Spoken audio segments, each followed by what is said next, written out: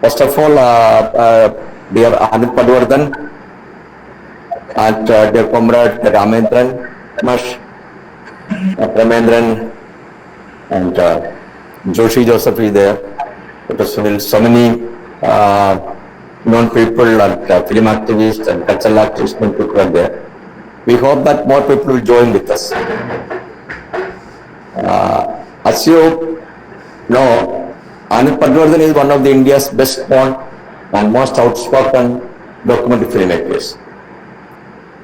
For over 4 decades, he has been making documentaries pursuing diverse and controversial issues that are the crux of social and political life in India.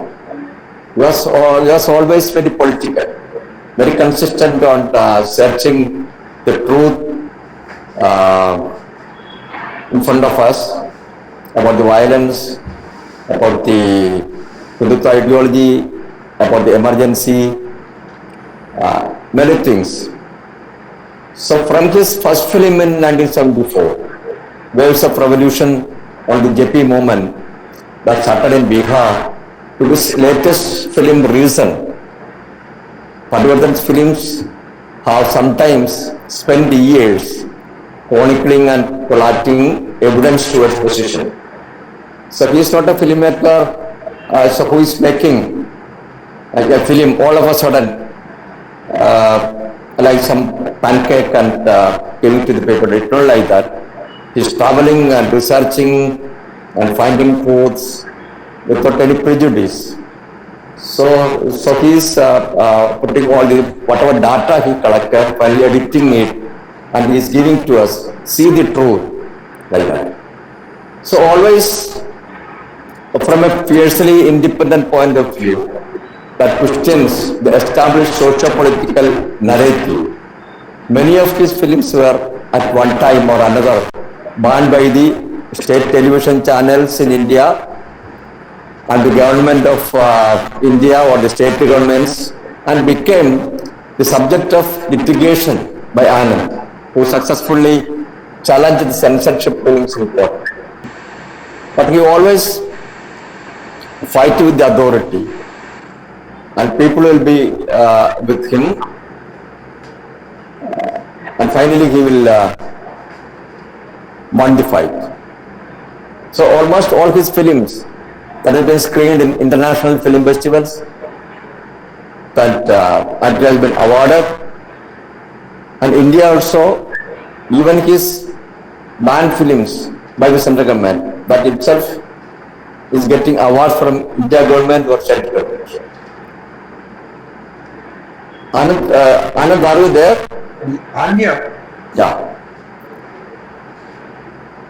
So in this film, I think almost all the participants that have been seen that film. Almost from yesterday to today evening, I think more than 800, in between 800 to 1,000 people have been watched. So end of the film. This film, the style is very different. So we are reminded of the muffled sounds of a motorbike exhaust, followed by loud gunshots that intersperse the film.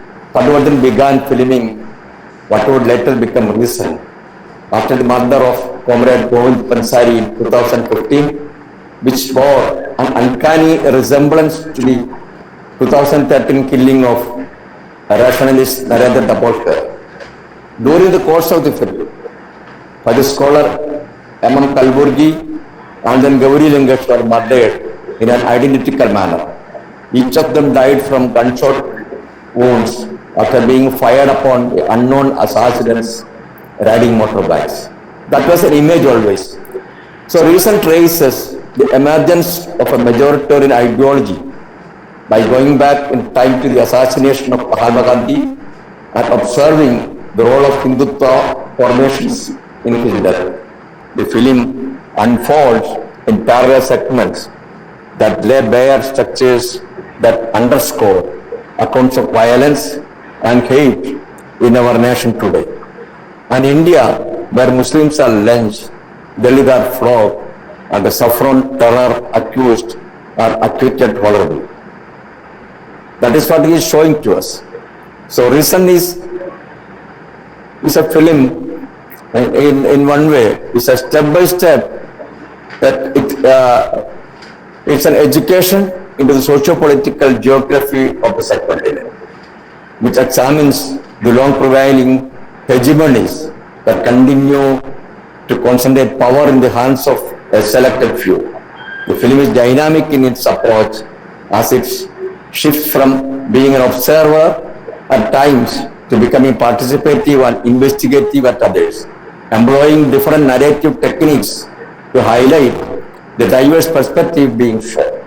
Themes of nationalism, masculinity, caste, the caste and capitalism echo some of the filmmakers' long-standing thematic preoccupations, which have been explored throughout his expansive filmography.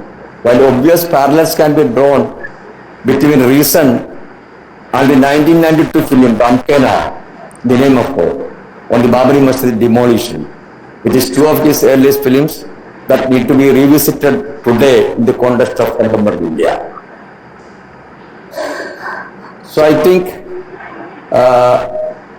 our Ramendran Mash, K. Ramendran Mash, our moderator, he will speak on some of the points, and first he will make some interactive questions and answers with Anand Padwardhan, and Anand will go in with that. After that, I request all the friends who are assembled here has to interact with Anand. You can ask any kind of question. എല്ലാ ആൾക്കാർക്കും അവർക്ക് മലയാളത്തിൽ സംസാരിക്കാം, മലയാളത്തിൽ ചോദ്യങ്ങൾ ചോദിക്കാം. രാമചന്ദ്രൻ മാഷ് അത് ഇംഗ്ലീഷിലാക്കി ആനന്ദമായിട്ട് സംസാരിക്കും. അതുകൊണ്ട് ഒരു ഭാഷ പ്രശ്നമായിക്കൊണ്ട് ഒരു ആരും നിശബ്ദരായിരിക്കേണ്ട കാര്യമില്ല. തീർച്ചയായിട്ടും മുഴുവൻ ആളുകളും ഇന്ററാക്ട് ചെയ്യണം. അതുകൊണ്ട് ഞാൻ ഈ സെഷനിൽ പങ്കെടുക്കുന്ന മുഴുവൻ ആളുകളെയും ആനന്ദിനെയും I welcome Anand and Ramendra Mash and Premendran, Joshi Joseph, and so many friends are there. So എല്ലാവരെയും ഒരിക്കൽ കൂടി സ്വാഗതം ചെയ്തുകൊണ്ട് ഞാൻ രാമേന്ദ്ര മാഷെ ഇതിന്റെ മോഡറേറ്റർ ആവാനായിട്ട് ക്ഷണിക്കുകയാണ്. I invite Mr. Ramendra Mash to take over the moderator responsibility. Thank you, VK, and all our friends. We are very happy that our beloved filmmaker, activist friend Anand Padwardhan is with us.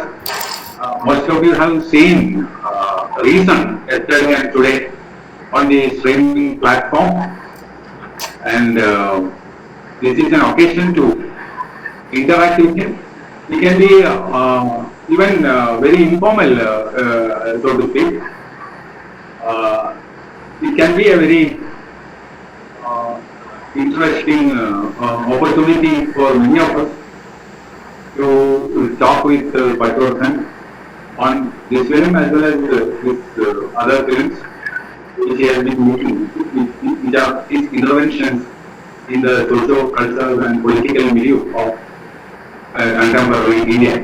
Right from the time of emergency, he has been pursuing persistently with issues that are very important, fundamental, basic to our own very existence, democratic existence.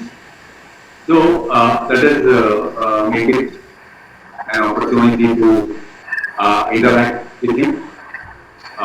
Now we are living in an age where intolerance, religious bigotry and hatred have become the order of the day.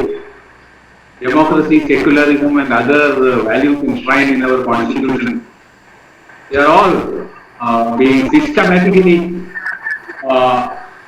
denigrated or violated. So many people who have been pointing out all these things have been put in prison, and civil liberties have been suppressed. So many people are like Anand, Teltunde Jin, Sai Baba, Stan Swami, Varavara Rao. So many people having dared to criticize the existing government have been put in prison without even a trial. So this is the situation. This is almost something like an undeclared emergency. What I will ask Anand is, how do you feel when you started making prisoners of conscience during emergency in Indira Gandhi's period? It was a declared emergency, and now it is an undeclared emergency. How do you feel? Both the situations when you compare it and contrast it. No, I'm asked this many times, and I've said many times that we are in the present day emergency is much worse than the emergency of 1975. Because 1975 we knew what to do. We knew that you have to either go underground, you have to keep fighting the system. You knew that the system had declared itself that it's a dictatorship, and so there was no illusion about it. The editors put blank editorial in protest. So many things happened during emergency, in small ways and bigger ways. But today the emergency has, it appears to have the consent of the people, because this is an emergency that has come through supposedly democratic means. But if you actually analyze what these means are, you'll find that actually BJP has won even in the states. Very few states are actually won by BJP in elections. But there is a majority of states there, after losing the election, they have bought the candidate.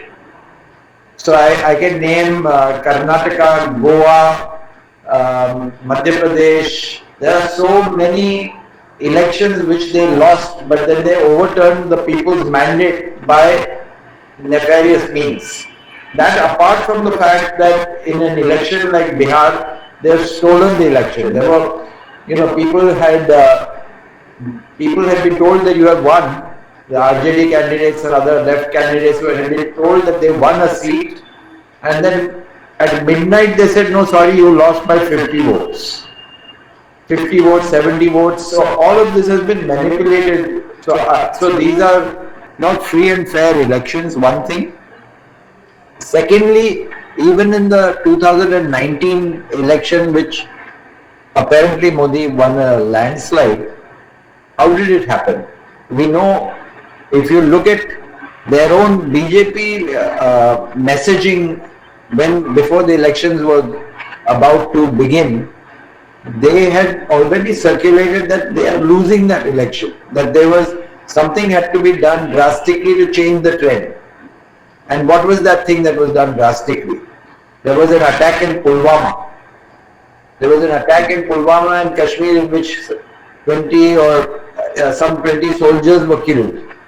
And then there was an apparent retaliation in Balakot. And this completely changed the picture of those elections. Suddenly it became a landslide for BJP.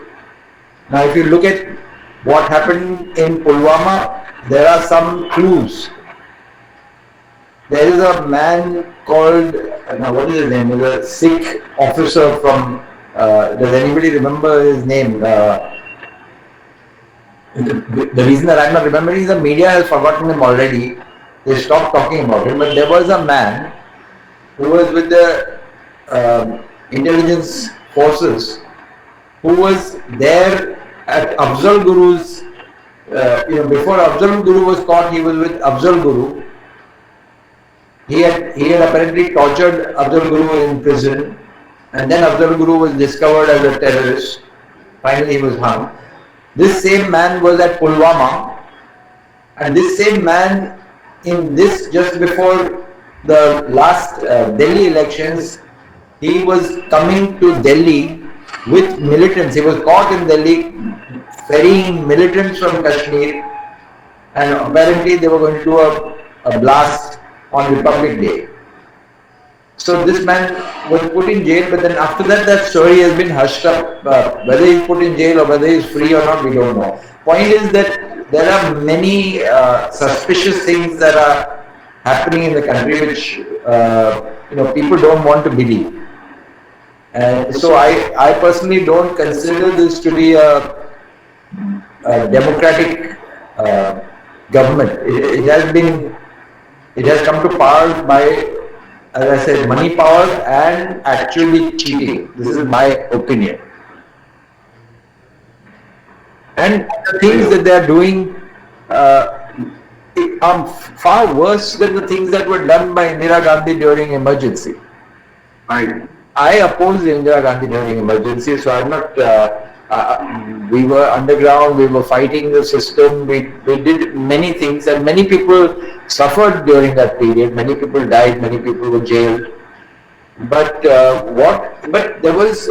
I don't think there was a approach to fundamentally changing the entire direction of the people who had the independence that we had won from the British. The kind of direction that India was taking, that has been radically changed now in the last decades of BJP being in power, especially the second time they came to power under Narendra Modi. So I mean, things like making laws against love jihad, it's an ongoing process. Whether changing the status of Kashmir, which was promised at accession, they were given guarantees. That is how Kashmir decided to join India. But that entire guarantee has been destroyed.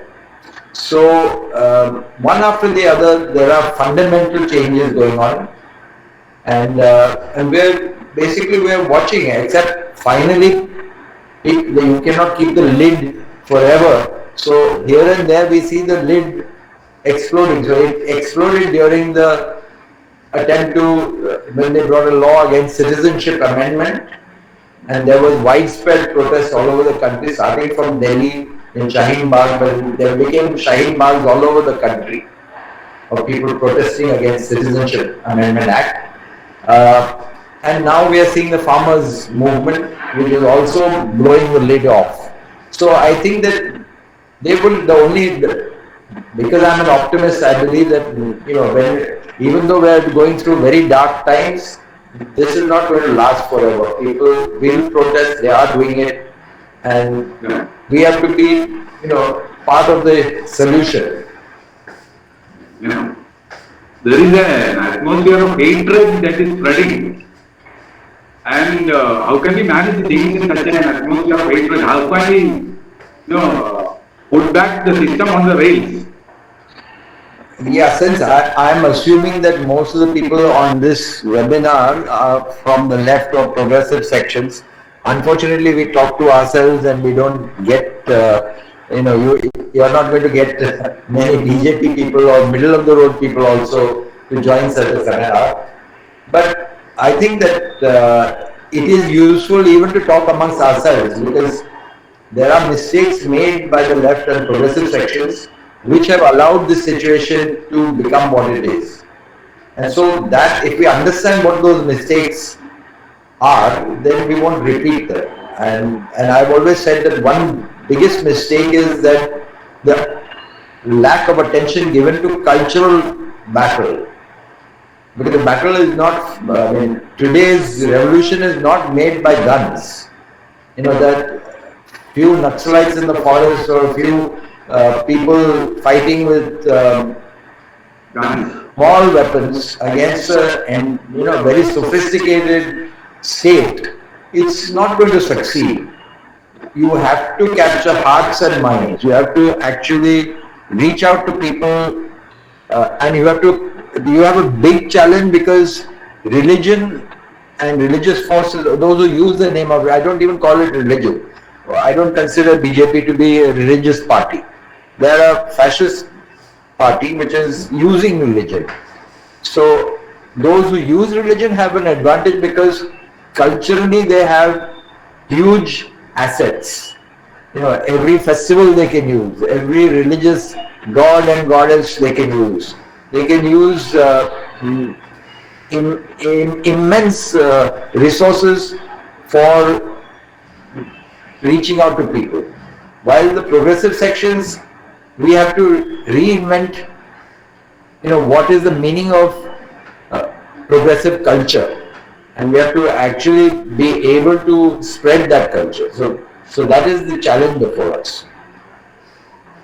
The important question before us is how the voice of reason, the voice of sanity can prevail in such a situation. The entire media, the entire press, all the institutions under the democratic system, all have been dominated by this Sangha Parivar ideology. And how can we recover? How can we bring back reason, scientific temper, etc. into our discourse? How is it possible? Yeah, and I think that you have to, firstly, I'm looking even at the faces here, and our age group is already 70 plus, average over here. So if we are 70 plus, we have to be able to communicate with the people who are 20.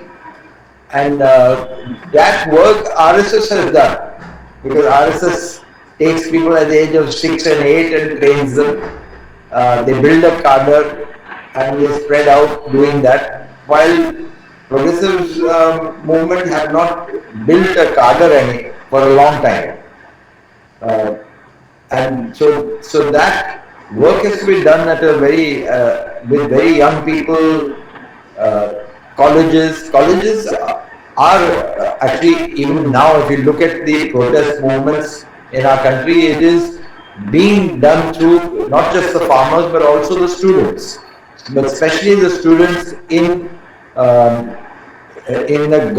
government-run schools and colleges, not necessarily the private colleges, because private colleges are basically money-making machines. So they don't want to do any protests. They don't have any problem with the system. They are the beneficiaries of the system.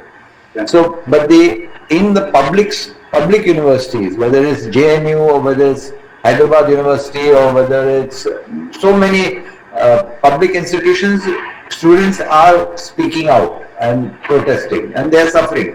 By the way, you mentioned the Bhima Koregaon people who are in jail, people accused of being urban Naxalites and Maoists and all that. But you must always mention that actually look at the number of Muslims in jail for the simple act of demanding equal citizenship.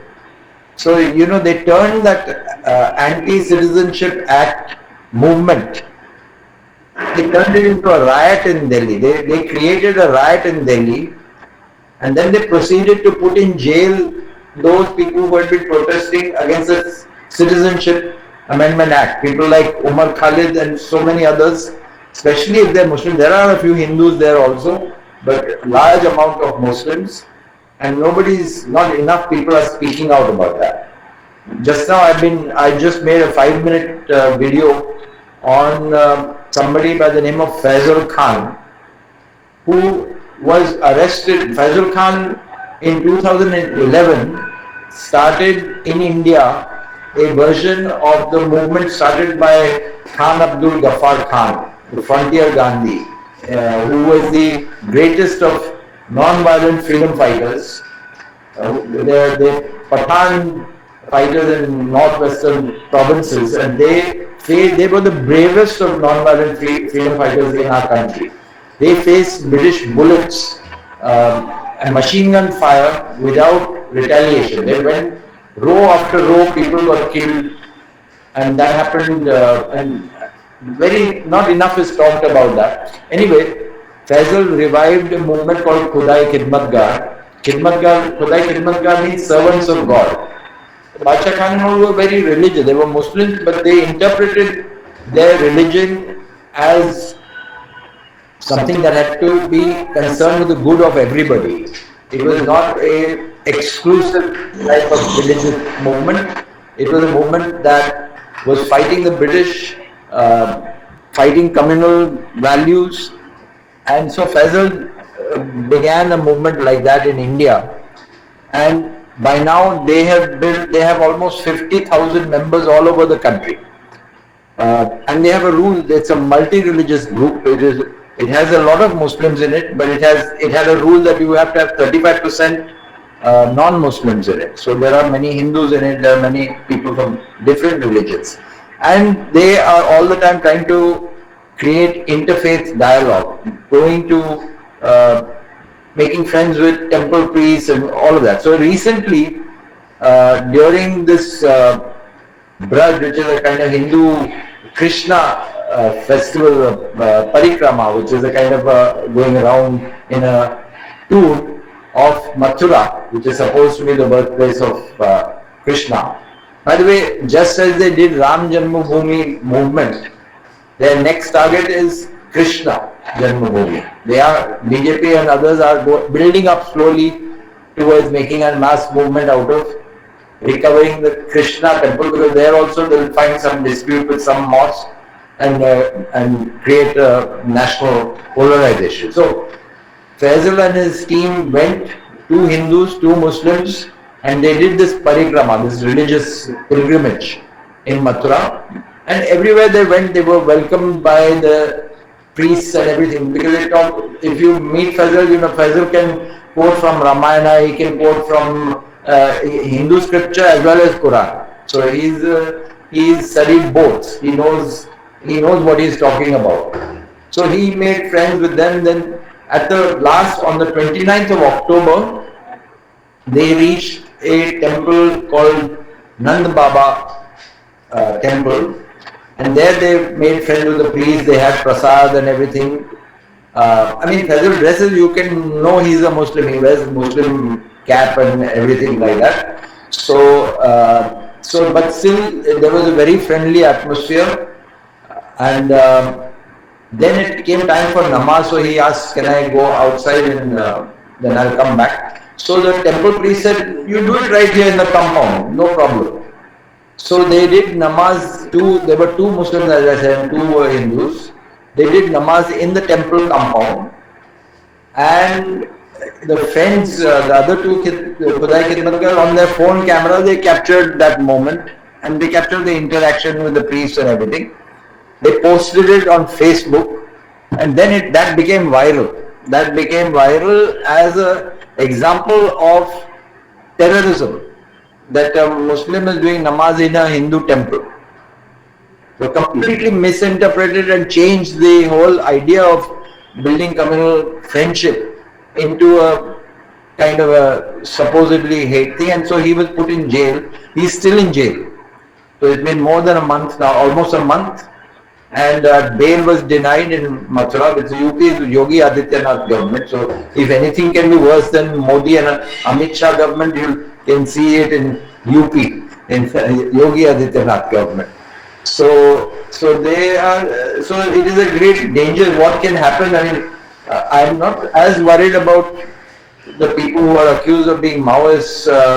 I am worried about them, of course, but I'm more worried about whenever a Muslim gets put into jail in India, because anything can happen. So this is the situation we're in right now. The pitiable situation is that the entire media has, without any shame, started to support the Sangha Parivar agenda. So what can we do with this media? As a filmmaker, what do you feel? So it is not, I don't believe that it is the journalists themselves. There may be some journalists, but it is the owners. So their owners are in the pocket. The owners can be bought very easily. Bought or threatened. Two ways of doing it. Whether it's a television or whether it is, you can see a shift even in NDTV, which is, NDTV has the blessing of having Ravish Kumar, who I don't know, most of you probably don't speak any Hindi, but Ravish Kumar is one beacon of light in the television world, who speaks out very fearlessly on a national television network. But it's such a rare example. I don't know, maybe in regional, in other states there may be some electronic media where people speak out, but it's not easy to find. So it's basically the owners. So your Republic channel with Arnab Goswami, that is also, I think, a Malayali owns it, right? Republic channel? Yeah. You don't know that? I don't know who is the owner of the owner. I find out who is the owner. The channel is notoriously associated with Arnab Goswami. Yeah, he is their instrument. Yeah. Yeah. But there is the gut feeling that if you are Ram Ke Naam in the name of God was to be exhibited throughout North India, perhaps the Babari Masjid would not have been demolished. Now it had such an impact, the film, but they tried to, not allow you to show it anywhere, and the film was released only after the demolition of the masjid, if I remember correctly. No, So, film. if the censorship problem has not been there, perhaps. No, I just want to correct you. I just want to correct you. The censorship problem for Ram Ke Naam lasted very small time. We got the censor certificate after the second round. We went to revising committee and we got censor certificate. So it was delayed not by more than 6 months or so because of censor certificate. Censor certificate you get, but what is the use of with a documentary film? What do you do with it? Even if you are allowed to show it, how do you show it? So that is why we decided very early that we will force Doordarshan to show these films. Because in those days, Doordarshan was the main channel. We didn't have hundreds of private channels. So we started before Ram Ke Naam, started with Bombay Art City, film I made the slums of Bombay. That was in 1985, and we took it to court because it won an award, national award, saying it was the best documentary in the country. But Doordarshan rejected it. So we went to court saying, how can government give an award and the same government says it's not good enough for the public? So we won that case after a few years. And like that we won many court cases to force Doordarshan to show these films. So, but that situation also changed now, because now the kind of government that we have, it is very difficult to win a court case. Because the courts, independence of the judiciary has been compromised. So that is now very difficult, and we tried it out earlier this year. Mumbai International Film Festival was going on in February, and I deliberately entered Reason, knowing that they will reject it because they cannot tolerate a film like Reason even in a film festival. And that happened, by the way, in Kerala also. Last time in the Kerala festival, also Reason was the only film that central government said you cannot show. But luckily Kerala government went to court and I went with them, and we won that case in the morning and the film was shown at night. Once, unfortunately, the judge allowed only one screening. He said you cannot use this judgment to go and show it in other places. And one mistake the Kerala government made was that they did not pursue this matter. This was an interim judgment that you can show the film tonight. So they showed the film tonight, but the government should have made sure that this judgment is put on record. You know, after all, when you fight a case, you have to ensure that the case becomes part of the precedents for other people to use such matters, or even for me to use this matter again. I need a judgment in my hand. But the Kerala government did not go to finish that. Even now it can be done. That case is an interim judgment. That judgment you have to go back to court and say, give us your answer. The purpose for that case is over, in the sense that screening happened, but the judgment is important. So you have to go back to court and put it on record that such a case took place. So that has not been done. So what I am saying is that we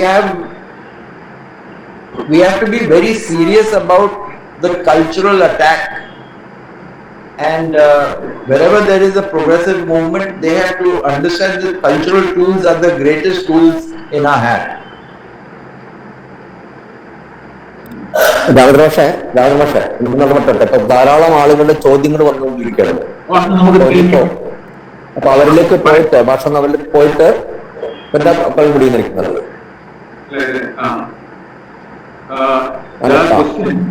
There are some questions and opinions coming.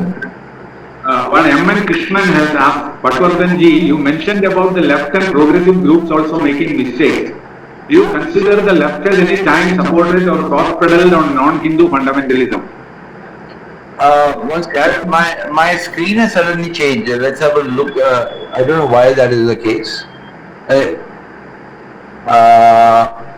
is No, there in the... you can see me, no? You can see me. Oh, Yeah. Okay. Okay. Then I won't worry about what I can see. So It is there in the messages. yeah. No, I'm not looking for that. Suddenly I had 4-5 faces. They've all disappeared, and now they've all come to the bottom. But that doesn't matter. Okay.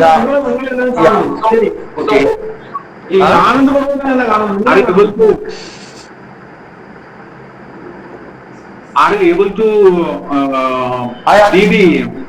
I can now I can come back, and anyway I understood your question. That have I? The question is that has the left is sometimes accused of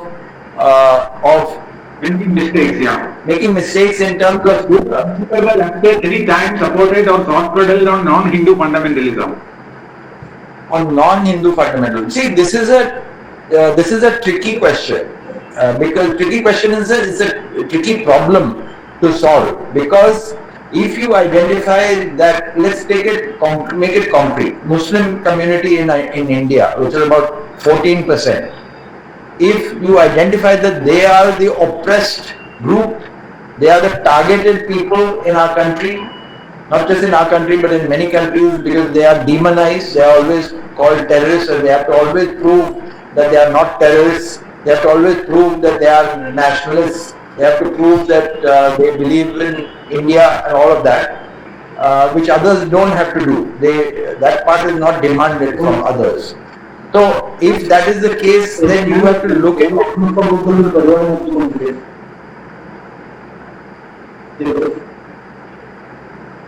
I didn't answer. Is a new question or same question? You can continue. No, yeah, your sound. You wanted to say something. No, me. There is no... I continue that. Now we can hear. You can continue. So what I'm saying is that there has to be an understanding that minority communalism does exist. Minority communalism will exist, and we have to fight that also. But when we fight that, we have to also understand that internal reform is what we must aim towards. Internal reform. That means Muslim progressives will fight for the changes within Muslim society more than others telling them that you have to do this. So, and I'll tell you how many times that has happened. Let's look at the question of even women's rights. This time Narendra Modi and BJP has taken credit for passing Talaq bill, as if they are the friends of Muslim women. But actually that movement was begun by Muslim women. Muslim women's movements in many parts of the country. I even documented that in Father, Son and Holy War. There was a Muslim woman called Shahnaz Sheikh who went to court against the personal law and fought big battle. And not only her, but there was a big Muslim movement, women's movement. Even in Reason, I filmed the Muslim women for trying to get entry into Haji Ali and things like that. So when there is a progressive movement within the community, that should be fully supported.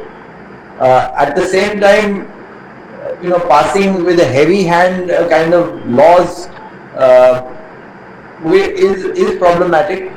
So we have to, these things are delicate. I don't think that there can be a single formula for this. I mean, take the example of France,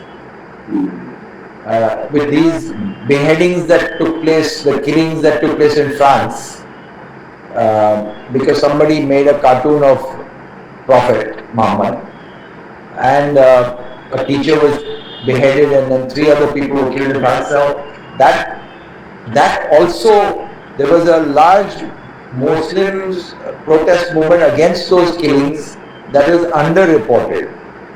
There were people all over the country, all over the world, Muslims who were criticizing the killings.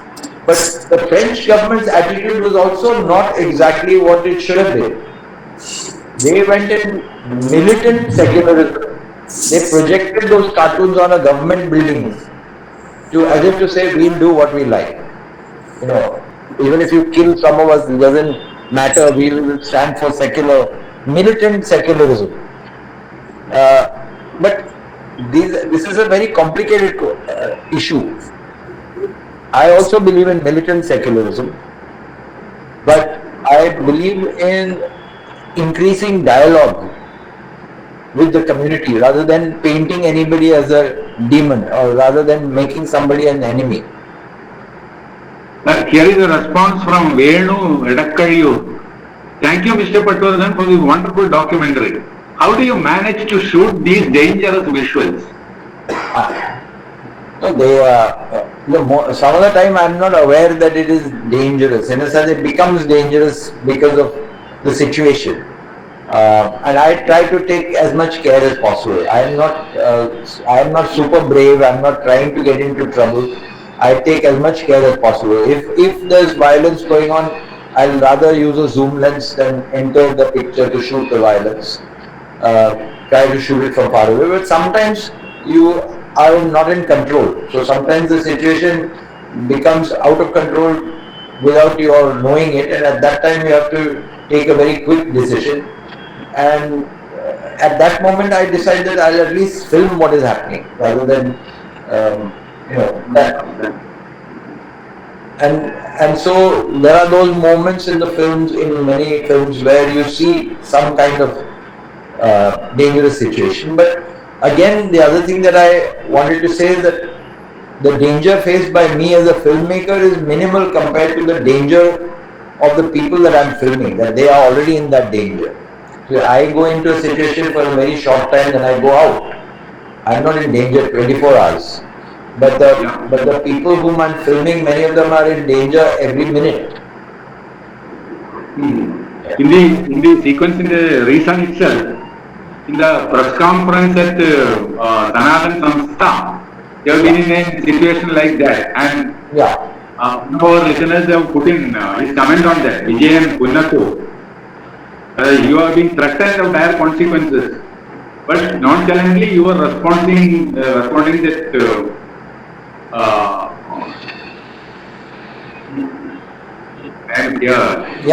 That wasn't nonchalant. I am basically accepting the challenge, because that person who said that from the stage, he recognized that I was in the room.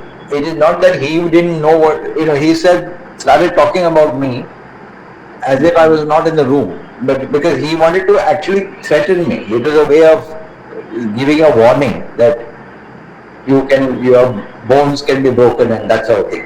So it is the psychology of the bully.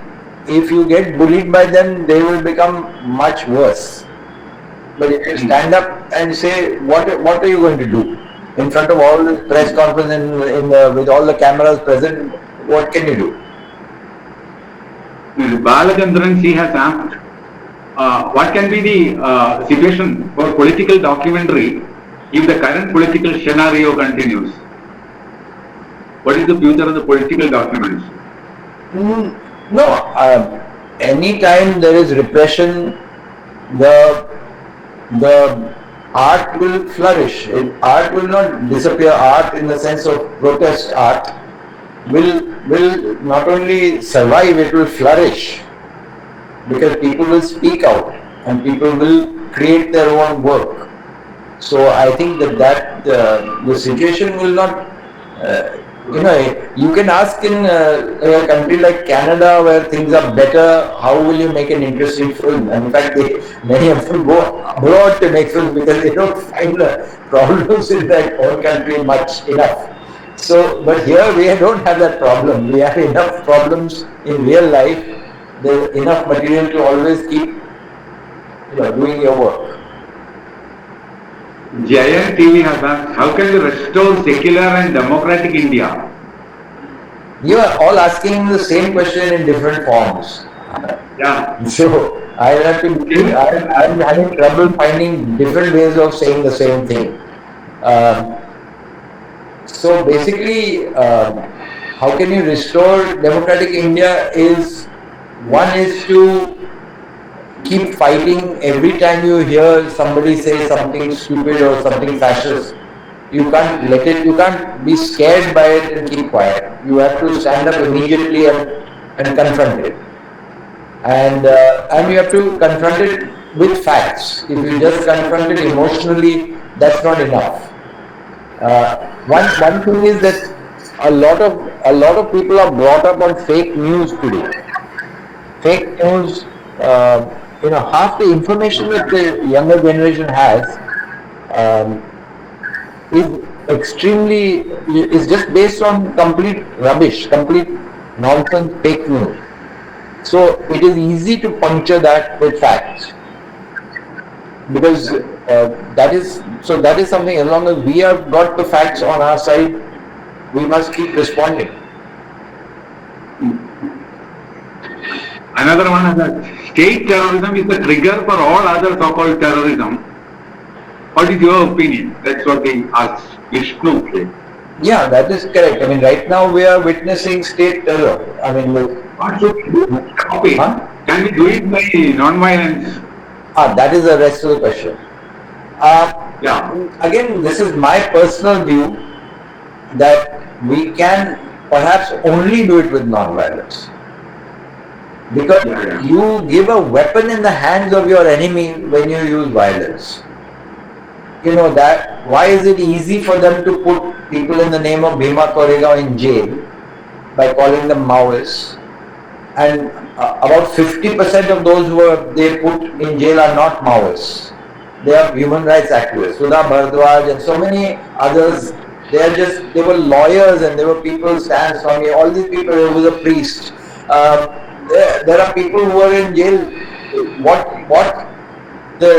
The idea that somebody is fighting with some armed struggle gives a weapon in the hands of the ruling class to brand everybody who is a descendant protester as a Maoist or as a terrorist, and you give them the weapon. But if you fight with non-violent as your weapon, it becomes more difficult for the state, because it is harder for the state to crush non-violent movement.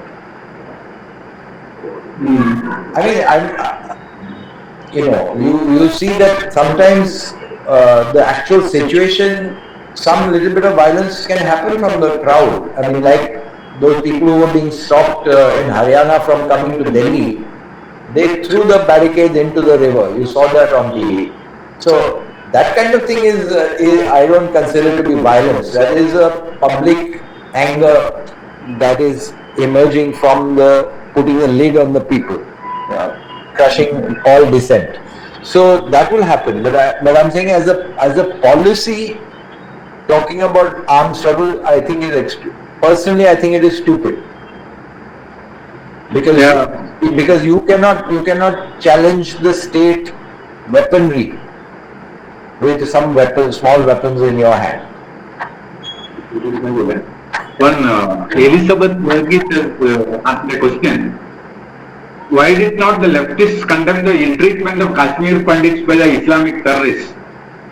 One reason that Hindu fundamentalism is on the rise is the hypocrisy. Do you agree to this? No, I don't agree.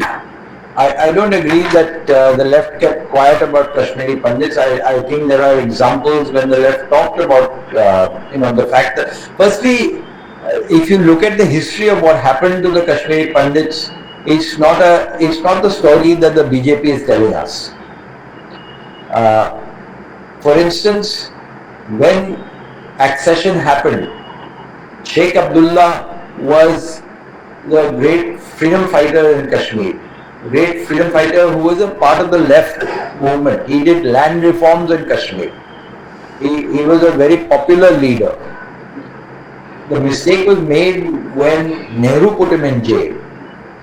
And by that time, that gave a signal to Kashmir that the Indian government is playing games. It is not allowing a democracy to take root in Kashmir. You can't put somebody like Sheikh Abdullah in jail. Then later on, when BJP had a governor, his name was Jagmohan in Kashmir, that is when the major exodus of Kashmiri Pandits happened. Because Jagmohan was part of BJP thinking and they wanted this polarization.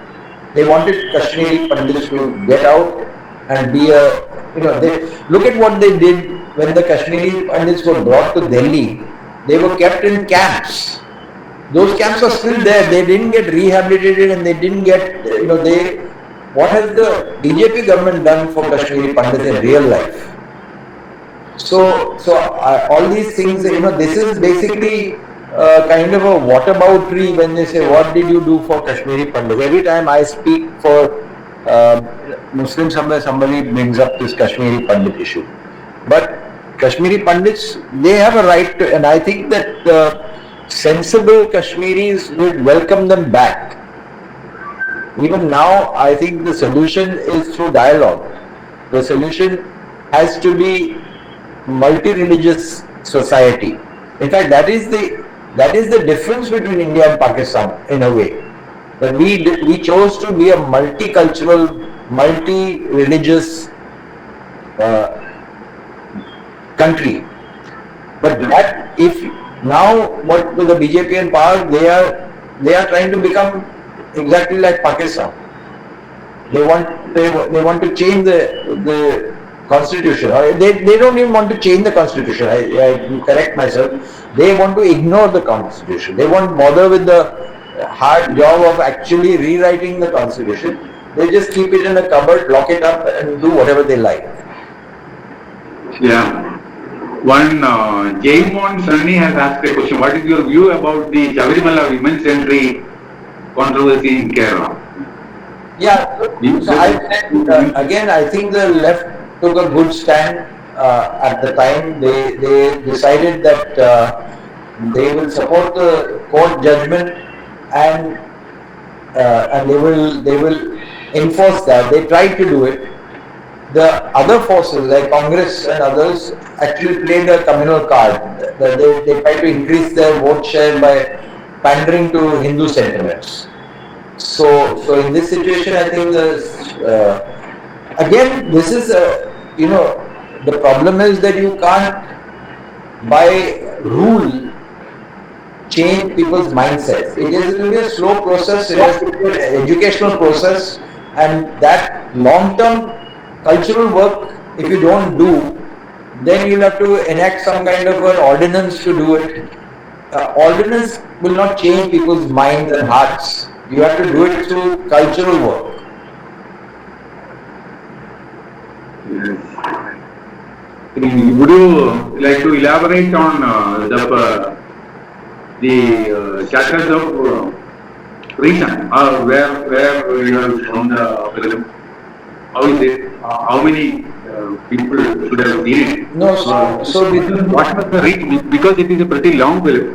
Yeah. With so many parts and all that. What was your experience with that? No, so I didn't finish the story, but all these years I have been winning court cases. I won so many court cases. The last one that I won was in Kerala. But I won in sense. Last year we had left with the money. Huh? Last year we had shown it with the money. Yeah. So that case was the last one that we won. Even though, as I pointed out, that case has not become part of the record because the government has not pursued that case. So please tell them that they should complete that case. It should not be left as an interim judgment. It should become on record. So, but what I'm saying is, then after that I went to court once more because in Mumbai International Film Festival my film was rejected. So I found some other film that was also rejected, and we found many films that were very progressive and good films that were not selected in Mumbai International Film Festival, and we pointed this out in a petition in court, High Court, And for the first day, the judge was completely on our side. Meaning, what he said in court was he gave a lecture to the government lawyers saying, how can you have discriminated against Patwardhan's films for so many years, you have done censorship, you should not do censorship. So we thought that, and even the newspapers thought that the judge is going to rule in our favor. But the next Monday, because there was a weekend in between, something must have happened. And the next Monday, he completely changed his story. The judge started saying that I am not the selection panel. How can I replace myself for the selection panel? I didn't see all the films, so I don't know that there might be other films that are better than yours, and that sort of thing. So and he gave a choice to our lawyers that you can withdraw the case, but by that time it was clear that we would have lost the case if we didn't withdraw it. So we withdrew the case rather than lose, because we didn't want to set a precedent for other people. Again, a bad case, you lose, it becomes a precedent, somebody else chances will be spoiled. So we withdrew that matter. So that is the situation of the courts today. Yeah, chances are that we will have only bad cases. The judiciary is so committed. Yeah. Committed to the Sangha ideology. Yes, there are some exceptions here and there. Like Allahabad High Court has passed recently a few good judgments. Like they freed Kafil Khan, Dr. Kafil Khan, who was put in jail for 7 months for doing his duty. And we are hopeful that in Faisal Khan's case also we will win in the Mathura matter when it goes to the High Court.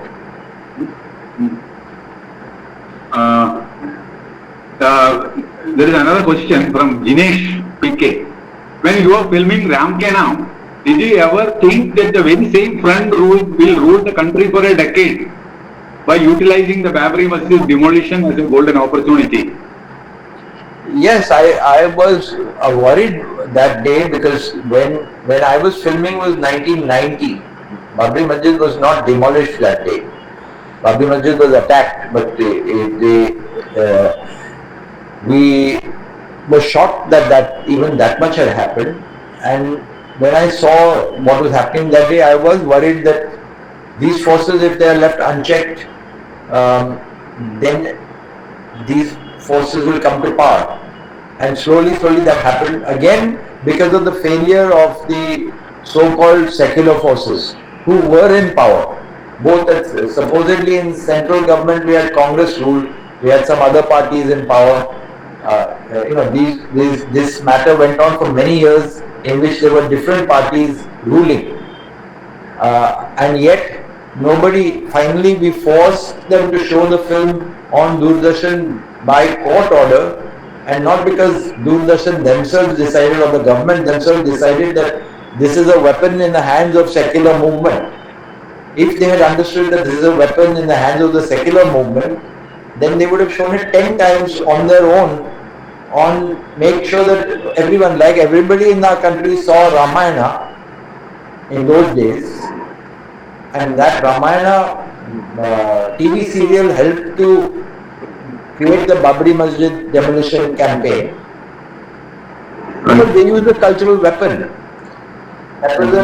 Initially that was a TV serial in their hands. We had Ram Ke Naam and other films like that in our hands. We never used it. Even the left did not use it. The left was in power in Bengal, left was in power in Kerala. They did not take the opportunity to make sure that everybody in Kerala, everybody in Bengal saw it. But we had shown it in several places. Oh, yeah. Films of in films of Yes, I agree. But you count how many people did you reach. I mean, we're talking about, you asked me the question about how many people are seeing. So I'm asking you, even if you put together all the film society screenings, you still not reach more than 100,000. What is the percentage? One screening on TV will reach millions of people. So when you have the state in your hand and you don't use the weapon in your hand, then you can't complain that, now how did the communal forces come to power? Then there is another question from M. Jobin. Do you think there is a crisis of education in India? is that the reason for the general loss of reason in the country? Yeah, We have the hope for scientific temper in India. The question, he says that he has lost it. Lost the hope. Yeah. Lost hope. No, see, it is relatively easy to lose hope, but it is an act of, I would say, it's an act of cowardice to lose hope. We don't have the right to lose hope, because if we lose hope, then there really will be no hope. So I think that, firstly, I think that history is not written in stone forever. Things are always changing. I mean, there are times when things are very bad, and there are times when they improve. I mean, who thought that Donald Trump will be elected out of power in first term itself? He would not. He's the first president after some 30-40 years that couldn't win the re-election. So just as that can happen in America, which has got so much racism, so many black people have lost their lives, yet there was a fight back. I think there can be a fight back in India also.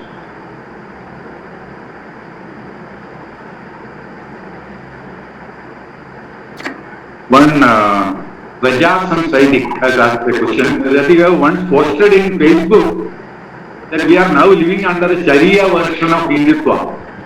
Please do explain that. Yeah. So I got a lot of. We are similar such a question. Yeah. No, Please.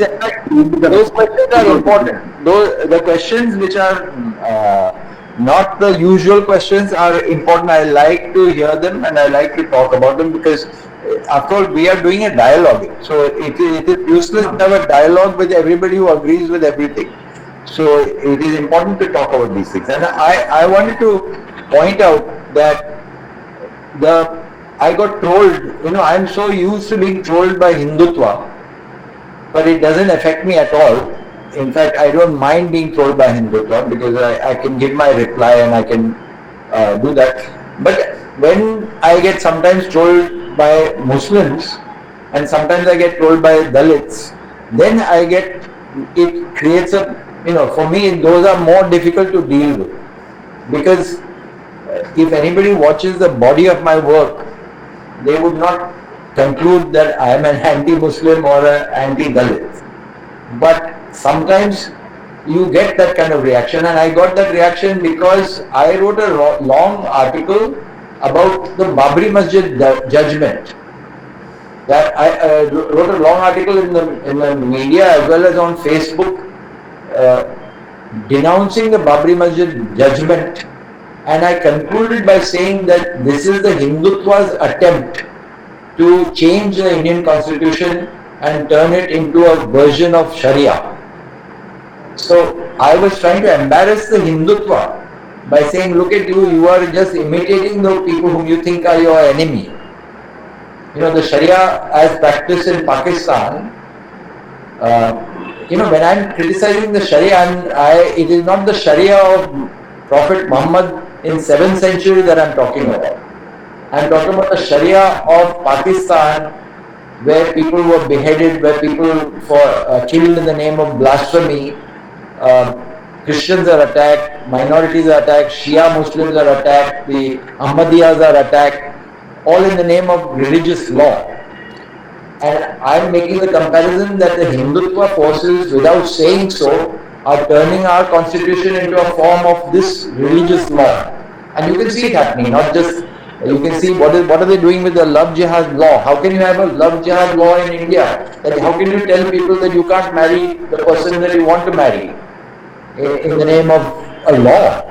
So this is like a religious law. Then admit that it's a religious law. So they misunderstood this. They said, how can you say bad things about Sharia? But the point is that they have to understand the context of what I'm saying. No. And also, I believe that I am not alone. While some Muslims took that position, a lot of Muslims came to my support. a lot of Muslims came to say that, and they also criticize Sharia law. I mean, my friends in Pakistan who are Muslims, they fight the Muslim fundamentalists in Pakistan. My friends in Bangladesh who are Muslims fight the Muslim fundamentalists in Bangladesh. There is nothing wrong in that. That is part of our universality, the fact that we believe in an inclusive society. Yeah. There are, I will read out two questions. One from an individual, another from Panjajanyam Film Society. Yeah. There is much similarity in the subject. Sir, you are a filmmaker and cinema is your expertise and core competence. But you talk less about cinema and talk only about all other subjects which are not your domain of expertise. How do you explain this? That is what Manoj asked. Yeah. The Panjajanyam Society wants to ask another personal question. As a person putting so much effort in filmmaking, do you get time to see other films or documentaries? Who are the filmmakers you are following? Okay, so the first question was, just The first question is whether in spite of the expertise and core competence in cinema, Yeah, but you know, I never got into filmmaking to be a filmmaker. I didn't decide at any point in my life that I'm going to be a filmmaker. It happened accidentally over time. So I was always interested in political issues. My first time I picked up a camera I was a student in America on a scholarship, and we were protesting against Vietnam War, and I filmed the anti-Vietnam War protests. And then I didn't I made one very short film trying to raise money before Bangladesh was born, for raising money for the refugees who had come from East Pakistan. But then after that I came back to India. I did many other things. I didn't do anything with filmmaking, and I started filmmaking during the Bihar movement, because they asked me to take photographs of police atrocities that were going on in Bihar movement. So I came back, borrowed some equipment and started some shooting. So right from the beginning, my main interest has not been cinema per se, but I became a filmmaker as a means of communication, as a means of reaching my political thinking to other people and having a dialogue. And documentary film was a good way of doing that. Yeah. Another similar. Second part of the question I didn't answer. Well, second part. Second part. Yeah. What is the second part? About other films that you. One question at a time. My brain is not good enough nowadays to remember everything. I'm the same problem. So what is the second part? Yeah. The second part of the question is what about the other films? Do you find time to watch other films? How will you recommend? I don't just find time, but we actually show. If you follow, we have an organization called Vikalp. Now it's we started organization where we started a movement called Vikalp in 2004. Again, because the Mumbai International Film Festival had done censorship, they tried to bring in censorship into the Mumbai International Festival for the first time.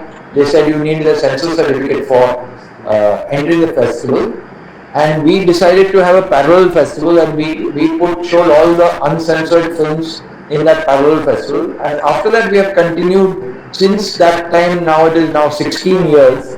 We have been doing monthly screenings of documentaries in Mumbai, and recently after the lockdown began, after the pandemic, we went online, and instead of monthly, now it is weekly. So every week I post on WhatsApp as well as on Facebook, on Twitter, not me myself, but our group, we post a good documentary. It could be Indian, it could be international, every week. So you can watch this, you can get onto the mailing list and be able to see these films. And then we have a question and answer that happens on text. because we don't want to do Zoom call with every filmmaker, it's too complicated. So we ask people to send in by text what their question is, and the filmmaker responds by text a few days later. So this is another person wants to know how you are able to make up the huge expenses for making films when many people do not see the films. Yeah, no, actually people do see the film eventually. I've said this before, but probably more people have seen my documentaries than have seen even Satyajit Ray films. Because after all, Satyajit Ray films are also shown in film societies and a few other places, and it's a handful of an audience. But when you have a film like say Ram Ke Naam, which is part of a felt need of people to fight criminal forces, millions of people have watched. Ram Ke Naam has been seen because I shared it. Finally, every time we try to show it in public, there used to be some attack from right-wing forces. So we finally, in 2014, I put it online free on YouTube. And we got, I forget now how many, I got about 4 lakh views in 6 years. But then Kunal Kamra, Kunal Kamra is a well-known stand-up comedian. So he has a YouTube channel and he put Ram Ke Naam on his channel, and within 5 days he had overshot my 6 years total. Now between him and me we have more than 1.5 million, almost 2 million views.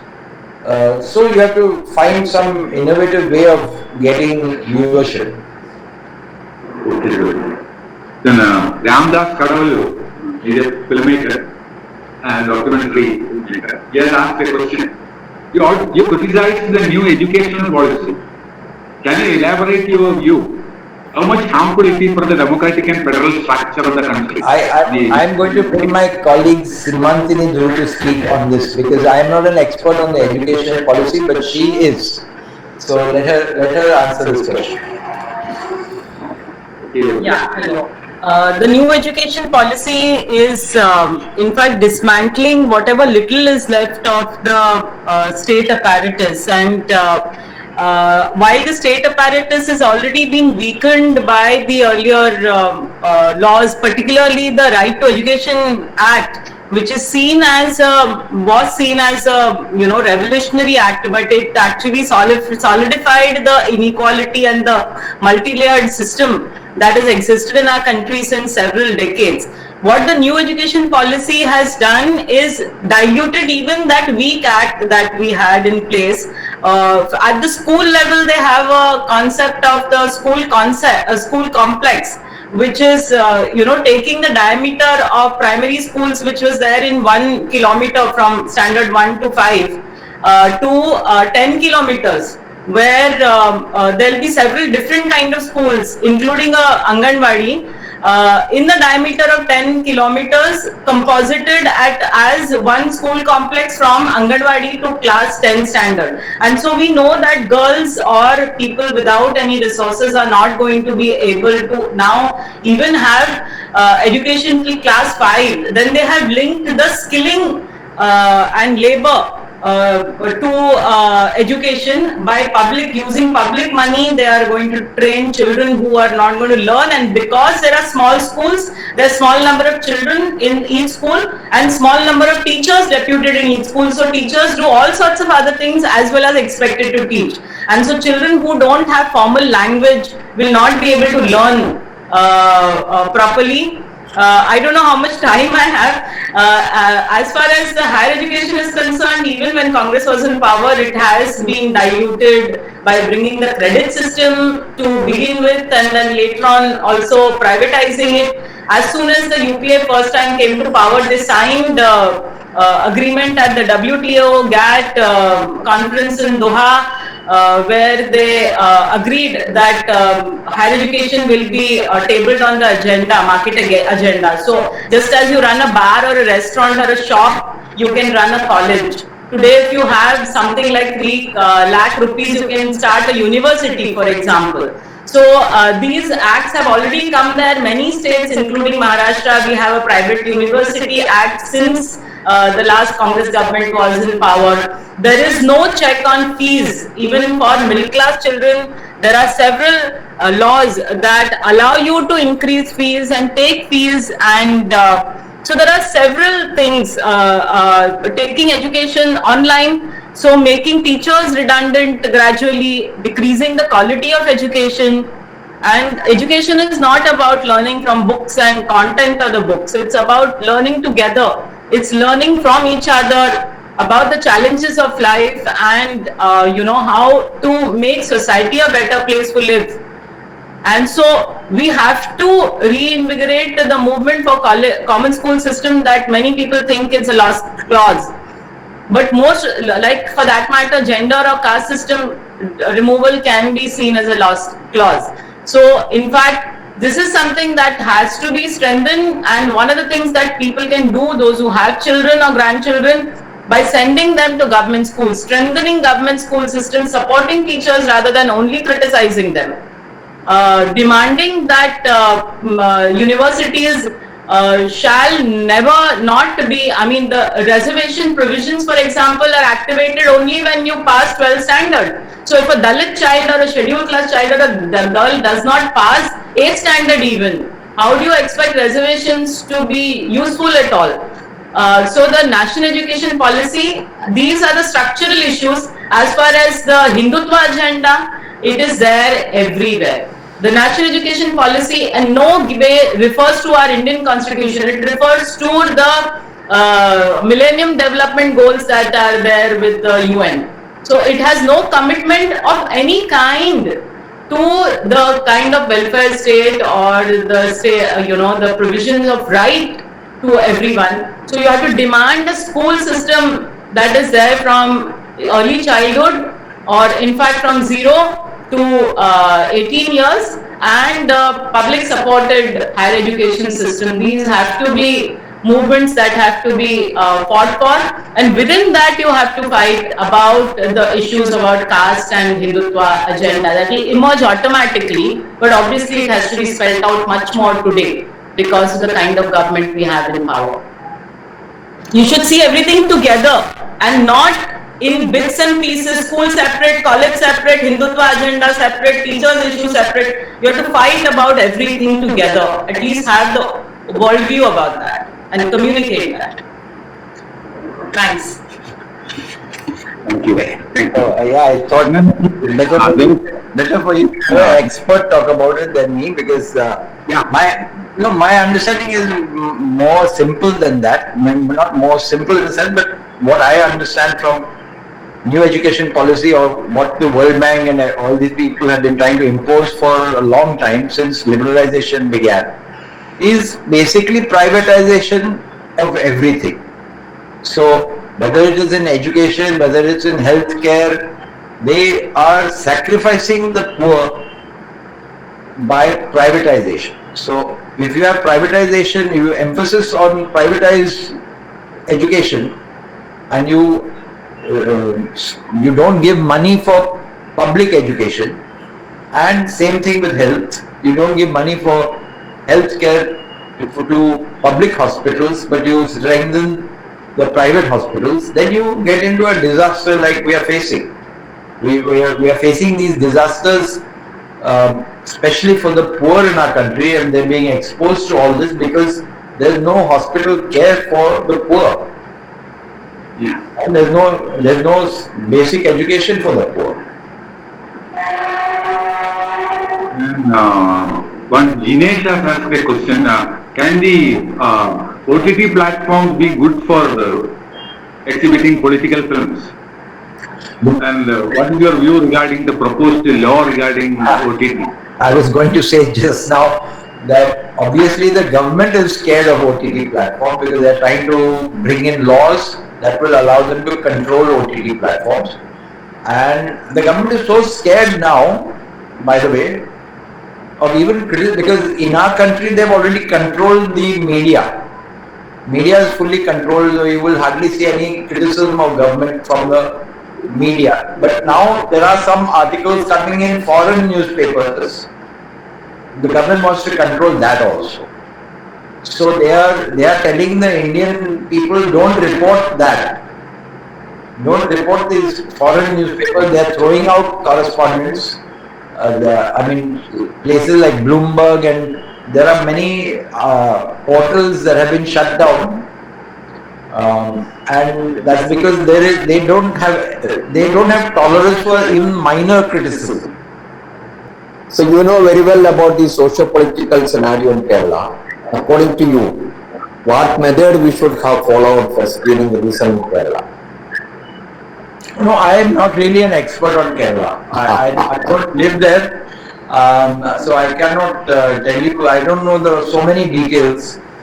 I only see the broad headlines every now and then, so I can't be an authority on that. Your films relentlessly proving majoritarianism.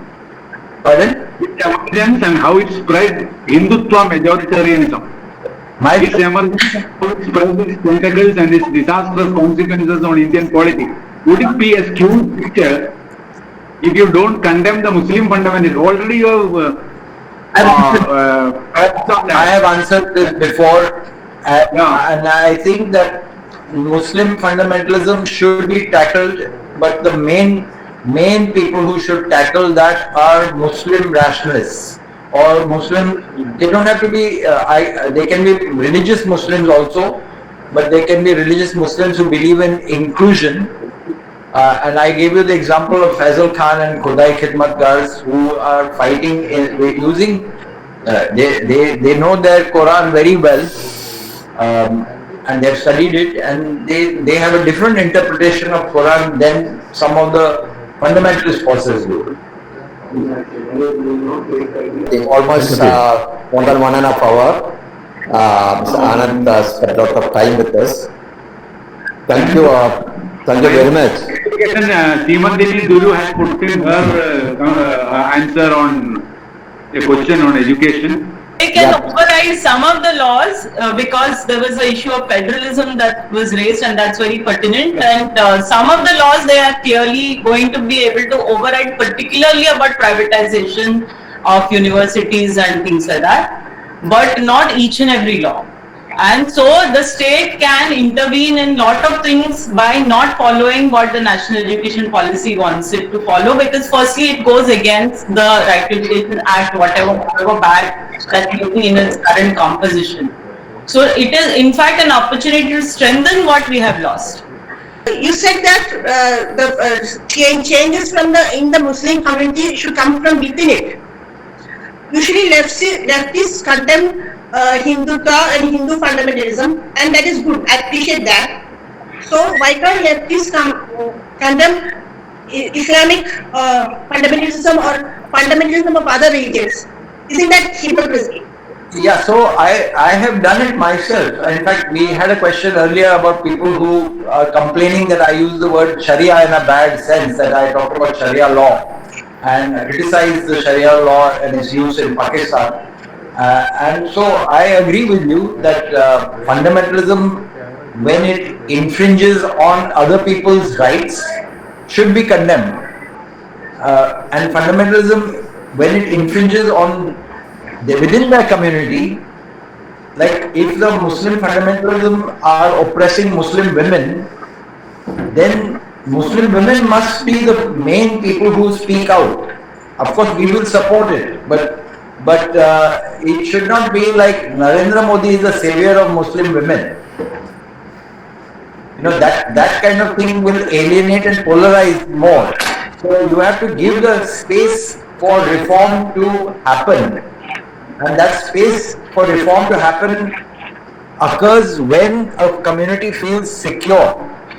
When a community is under threat, all the time under threat, then the tendency is that it will become more and more conservative. So if the whole state, the whole country targets Muslims, the Muslim fundamentalists will become stronger. And as you can see happening, Mr. Owaisi is getting a lot of votes these days. But the point is that if you allow the community to feel safe and secure, then the internal reform will take place. It is a human nature that internal reform will take place. Actually, Muslim women started this process. Muslim women were the ones who started the reform movement. I gave you an example. I got it in my film also, in Father, Son and Holy War, where the Muslim women fought against this act of taking away, the what was the bill called? It was under Congress government that they brought a separate bill rather than ensure that Muslim women would have equal rights. So that is a mistake made by. I agree with you that fundamentalist forces, at least on the legal front, we should not create the space for all kinds of different laws in different religions. But it is a process. It is not something that can happen overnight. By the way, even Dr. Ambedkar had to fight very hard to bring a law that controlled the Hindu, he got the Hindu code. He tried to pass Hindu code bill in Parliament when he was the law minister of India. He was India's first law minister. But in 1951, he actually had to resign because that bill was not getting passed, because there were right-wing Hindutva people who were obstructing that bill from passing. Finally, the bill got passed after he resigned in different ways. But had Dr. Ambedkar been allowed to be law minister for longer, his intention was to bring a uniform civil code right then. In those days, he was working towards a uniform civil code bill. But the first obstruction came from Hindutva forces. So what I'm saying is that all these are complex issues that have to be fought in a complex manner, and by giving space to the community and not attacking them as a whole. So when you have a whole attack on Muslim community, you are strengthening the fundamentalists in that group. But if you create a space where the Muslim community feels safe, then the reform movement will take place.